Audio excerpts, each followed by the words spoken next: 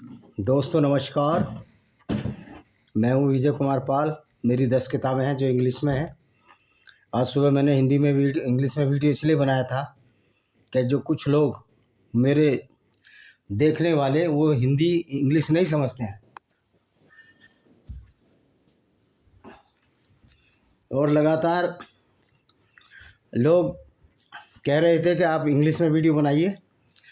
तो मैंने 2 channel English के लिए रखे हैं, काफिर इंटरनेशनल ऑर्गेनाइजेशन और विजय डेस्टिनेशन, जिनके दोनों के नाम इंग्लिश में हैं।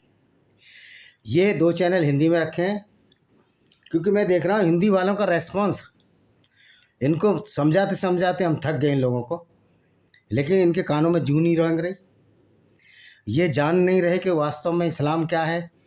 किताबें पढ़कर भी इनको समझ में नहीं आ रहा। हम कुरान की नित नई आयतों को बताते हैं लेकिन इनके जूं नहीं रेंग रही। ये सत्तू पी के सोए हुए हैं, इनके कानों में मेरी तरह ईयर वो लगा रखे हैं ब्लॉकिंग के, जो सुनाई ना आए। मैंने तो इसलिए लगा रखे हैं कि बाहर की आवाज़ ना आए और मैं वीडियो आपको अच्छी तरह से बना सकूं। तो दोस्तों, जो आज का विषय है वो वही विषय है जो आज चल रहा है चर्चा। अभी अबू आजमी ने ये कहा है कि ज़्यादा विक्टिमाइज करोगे किसी को, मुसलमानों को विक्टिमाइज किया जा रहा है, इसलिए मुसलमान आतंकवादी बन रहे हैं।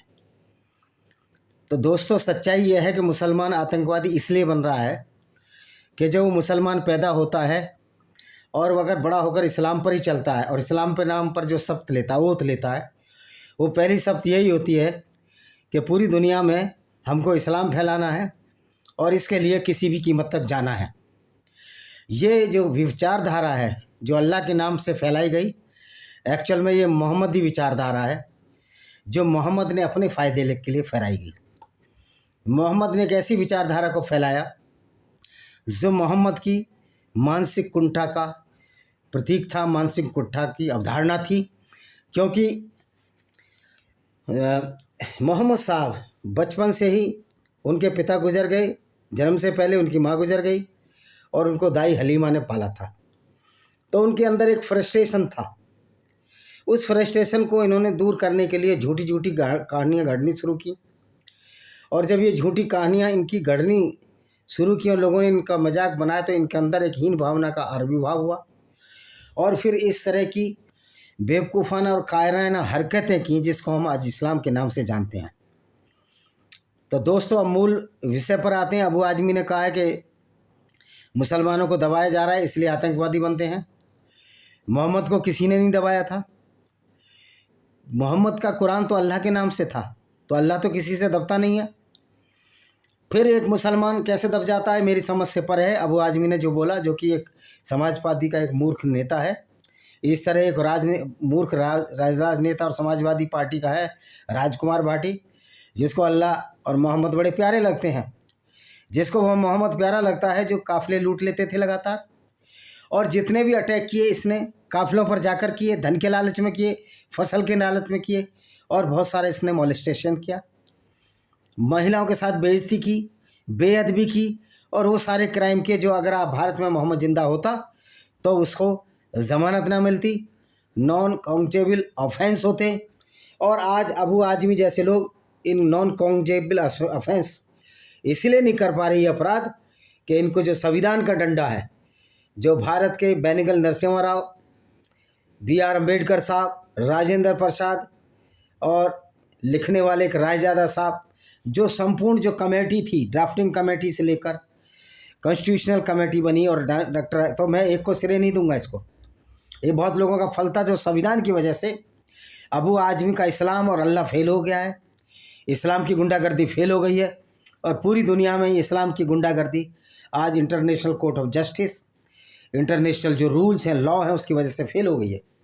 वरना तो इस्लाम तो फुल टू फुल एक दादागिरी है, एक गुंडागर्दी है गैर मुस्लिमों के खिलाफ। तो ये विक्टिम कार्ड खेलने के आदी हो गए हैं मुसलमान। मोहम्मद ने जहाँ भी गया गरीब कबीलों को लूटा, बनु कुरैजा कबीले को लूटा जो यहूदी कबीला था, और उसके 700 से 900 लोगों को नंगा करके कत्ल कर दिया, जिसके प्यूबर्टी ईयर नहीं है, जो जवान नहीं है, भले प्यूबर्टी ईयर में बच्चा 13 साल का, उसको कत्ल किया गया और बची हुई औरतों को नजद के बाज़ारों में बेचा। तो ये विक्टिमाइज क्या है? ये तो मोहम्मदी शिक्षा है। जब आप इस काम को, मोहम्मदी विचारधारा को आज चलाने की कोशिश करोगे तो आपको जेल ही होगी। ये तो अच्छी बात है कि भारतीय कानून में सिर्फ पुलिस और मिलिट्री या जो हमारी एजेंसी काम कर रही हैं। सोचो वो दिन क्या होगा जब पूरे गैर मुस्लिम इस्लाम के गुंडों के खिलाफ, इस्लाम की गुंडागर्दी के खिलाफ सऊदी अरब से लेकर पाकिस्तान से लेकर बांग्लादेश तक आ जाएंगे। क्योंकि आज आप लोगों को, मुसलमान भाइयों को, ये शायद पता नहीं है कि आज इस्लाम के खिलाफ कितनी आग भड़क चुकी है। उन देशों में भी भड़क चुकी है जो इस्लामिक कंट्री हैं। आज ऐसे बहुत से लोग हैं जो सऊदी अरब मोहम्मद को हमर कहते हैं। हमर का मतलब लिटरली मीन्स इंग्लिश में आस या डंकी होता है, हिंदी में गधा होता है। और ये मैं अपनी तरफ से नहीं कह रहा, आप इसकी पुष्टि कर सकते हैं। एक्स मुस्लिम साहिल के चैनल पर ये डला हुआ है। एक औरत ने बताया कि किस प्रकार एक अरबी सऊदी अरब का आदमी मोहम्मद को हमर कह रहा है कि उसकी वजह से पूरी अरबी कल्चर बर्बाद हुई। और मज़े की बात है, जहाँ इस्लाम छोड़ने वाले जो इस्लामिक कंट्री हैं वहाँ मोहम्मदी विचारधारा को माना नहीं जा रहा, लेकिन वहीं ये कन्वर्टेड मुसलमान मौलानाओं के चक्कर में आकर अपनी ज़िंदगियाँ ख़राब कर रहे हैं। एक काल्पनिक अल्लाह के नाम पर ज़िंदगियाँ ख़राब कर रहे हैं, जो अल्लाह मोहम्मद के दिमाग की उपज था। मोहम्मद ने अल्लाह को अपने फ़ायदे के लिए बनाया। मोहम्मद ने, कुरान में आयत है सूरह अल बकरा में चैप्टर 2, चैप्टर 9 और चैप्टर 5 में ऐसी आयतें हैं जहाँ मोहम्मद ने गैर मुस्लिम औरतों को लूटा और उसके बदले घोड़े और हथियार खरीदे। तो दोस्तों, यह है मोहम्मद का इस्लाम, जिस इस्लाम की वजह से आज पूरी दुनिया में आग लगी हुई है। वहाँ अबू आजमी जैसे लोग और राजकुमार भाटी जैसे मूर्ख लोग, अज्ञानी लोग और धूर्त लोग ये साबित करने की कोशिश में लगे हुए हैं कि मुसलमानों के खिलाफ जातियाँ हो रही हैं। भाइयों, मुसलमानों के खिलाफ कोई जातियाँ नहीं हो रही, वरन जो मुसलमान हैं, जो एक इस्लामिक गुंडागर्दी को अपनाकर गैर मुस्लिमों के साथ जो हरकतें कर रहे हैं, जो उनके पैगंबर मोहम्मद ने 610 से लेकर और 632 तक की थी। 30-32 साल जो गुंडागर्दी का राज लोगों ने देखा, जिसमें यहूदी औरतों के साथ बलात्कार किए इस मोहम्मद ने, क्रिश्चियन औरतों के साथ बलात्कार किए और जबरन उनको बाज़ारों में भेज दिया। ये इस्लामिक सेक्स स्लेवरी, लौंडी बांदी दासी बनाना, औरतों को बाज़ारों में बेचना, ये जो विभत्स और घृणा का रूप है, ये मोहम्मदी विचारधारा है। क्योंकि अल्लाह नाम की कोई चीज़ नहीं, अल्लाह तो मोहम्मद ने अपने फ़ायदे के लिए गढ़ा था। तो दोस्तों, आपको ये समझ में आ गया हो ये कैसा विक्टिम कार्ड खेलते हैं। अबू आजमी को, राजकुमार भाटी को चाहिए, जो समाजवादी पार्टी के बड़े प्रवक्ता हैं, और उन मूर्ख राजनेताओं को जो नॉन मुस्लिम है ख़ास तौर पर, क्योंकि मुसलमान तो वही करेगा, मुस्लिम राजनेता तो वही करेगा जो उसके इस्लामिक किताब कहती है। असुद्दीन ओवैसी जैसे लोग कहते हैं कि इस्लाम, आतंकवाद का कोई धर्म नहीं होता। और दोस्तों भाई, आतंकवाद का एक ही धर्म है, धर्म नहीं अधर्म है। इस्लाम तो धर्म कहीं से साबित नहीं होता। क्या लूटना काटना, गैर मुस्लिमों से 5वां हिस्सा मोहम्मद रख लेता था लूट का, और गैर मुस्लिमों को लूटना, उनके काफ़िले लूटना, उनको सिर्फ इसी बात पर कत्ल कर देना कि वो इस्लाम की गलत बातों को नहीं मानते, एक झूठे अल्लाह पर विश्वास नहीं करते, और जो झूठ कुरान में भरा गया है उस पर विश्वास नहीं करते। तो इसी वजह से उनको मारना काटना, यही तो इस्लाम की शिक्षा है, यही तो इस्लाम की सुन्नत है। फिर विक्टिम कार्ड कैसा है? विक्टिम कार्ड तो आप खेल रहे हो। मोहम्मद ने अल्लाह के नाम पर जो विक्टिम कार्ड खेला, जो लोगों को कत्लो गारत का जो गंदा नाच नचाया, जो तांडव दिया, उसकी पराकाष्ठा जो पहुंच गई थी अरब में, जिसके फलस्वरूप हजारों मंदिर, लाखों मंदिर, सिनेगोग और दूसरे विचारधारा को मानने वाले लोगों का नुकसान हुआ। हाल में ही अबू बकर अल बगदादी द्वारा यजीदी औरतों को बाज़ारों में बेचने, खरीद फरोख्त की घटनाएँ हुई। कोई बहुत बड़ा ज़्यादा समय नहीं बीता है। और दोस्तों, इस्लाम में औरतों को बेचना खरीदने की कोई मनाही नहीं है।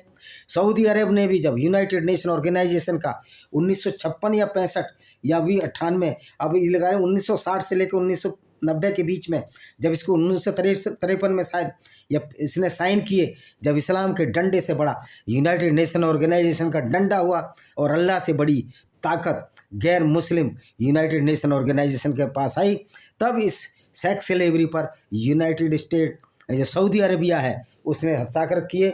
लेकिन ये आज बड़े ही अच्छी समय की बात है कि मोहम्मद बिन सलमान, जो कि सऊदी के राजकुमार हैं, वो इस इस्लाम की गुंडागर्दी के खिलाफ इंटरनली बहुत लड़ाई लड़ रहे हैं।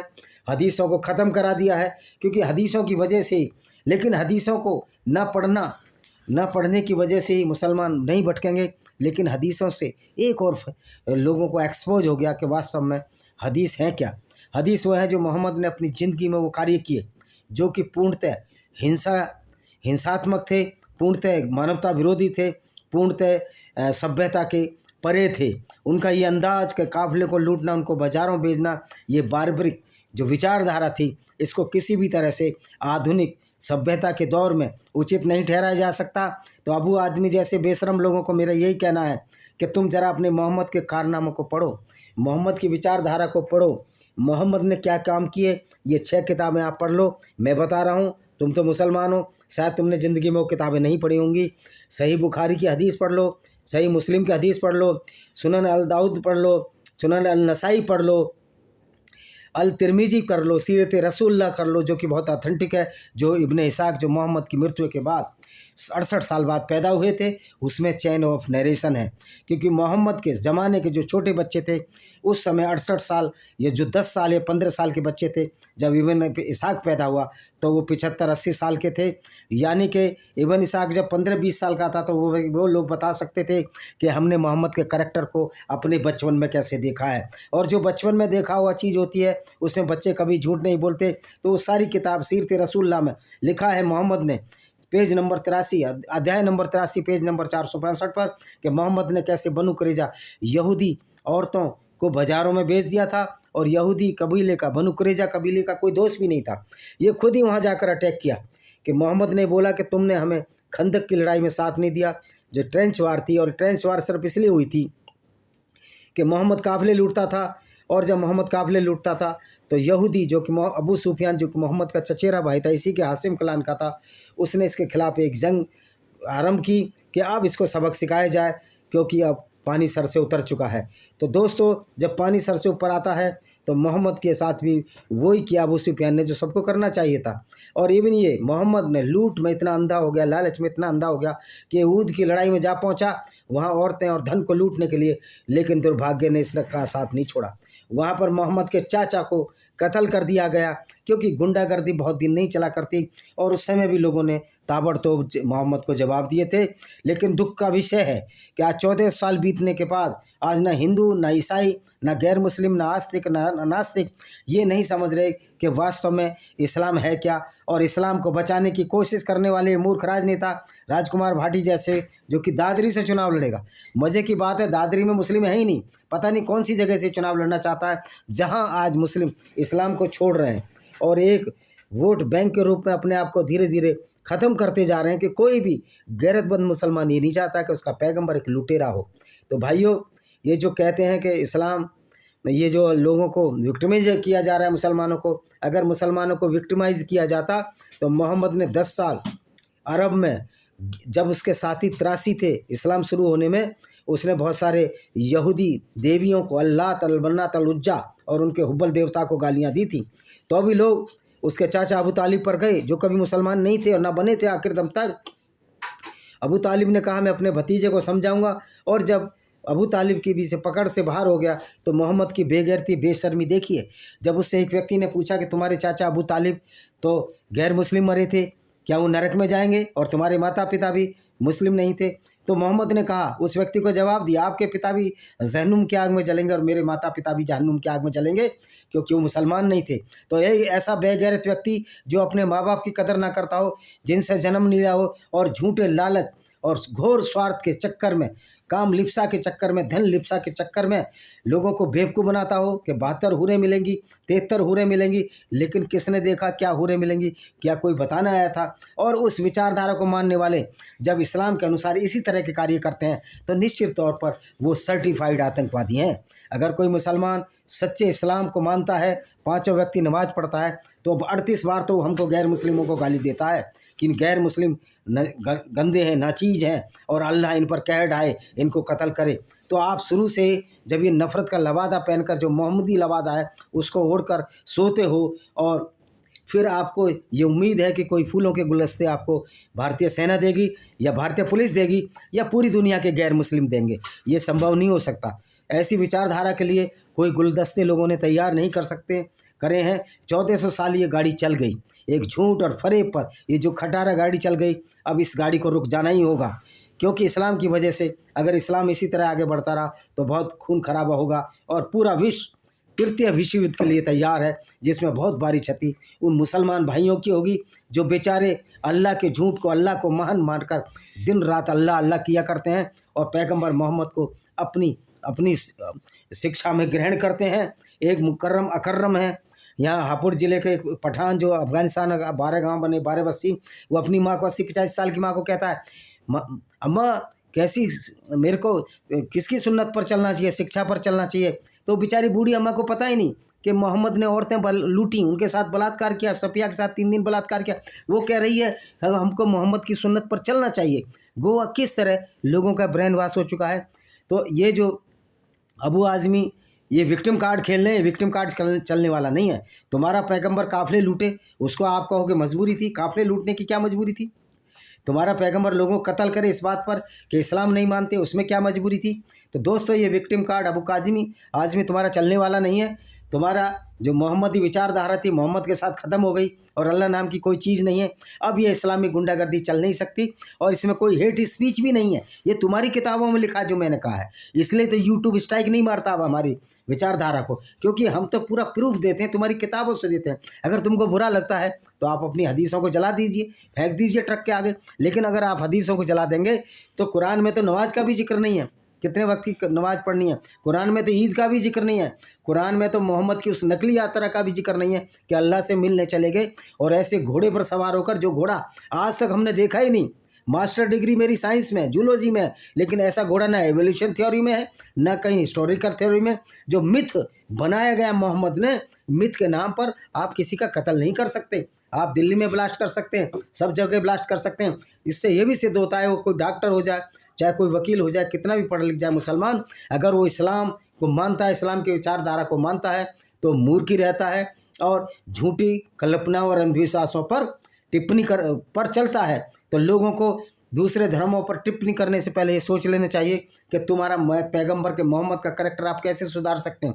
वो तो सुधर ही नहीं सकता, कुरान भी सुधर नहीं सकती, क्योंकि कुरान तो अल्लाह ने भेजी है और ऐसे अल्लाह ने भेजी है जो हत्यारे, गुंडे, लफंगे, लुच्चे लोगों को, जो गैर मुस्लिमों को कत्ल करने अल्लाह के नाम पर उनका सरदार है। और पैगंबर ही ऐसा माशाअल्लाह पैगंबर भेजा है 1,40,000 में, जबकि 1,40,000 पैगंबर नहीं है। ये अकेला मोहम्मद पैगंबर है, आखिरी और पहला मोहम्मद जो सेल्फ प्रोक्लेम पैगंबर है, जो हमेशा से गैर मुस्लिमों को कत्ल करता रहा, लूटता रहा। इसके बाद विक्टिम कार्ड खेलोगे। अरे इससे और भी बड़े दबाव का सामना आपको करना पड़ सकता है अगर आप इस्लामिक गुंडागर्दी पर चले, मोहम्मदी विचारधारा पर चले। तो सच्चाई है कि आप अपनी इस्लामिक विचारधारा में सुधार करो, बजाय दूसरों को देश देने के लिए अपनी आँख का लट्ठा देखो, दूसरे की आँख का तिनकाना देखो। इसी के साथ मैं इस वीडियो को विराम देता हूँ। वंदे मातरम, जय हिंद, आपका दिन शुभ हो।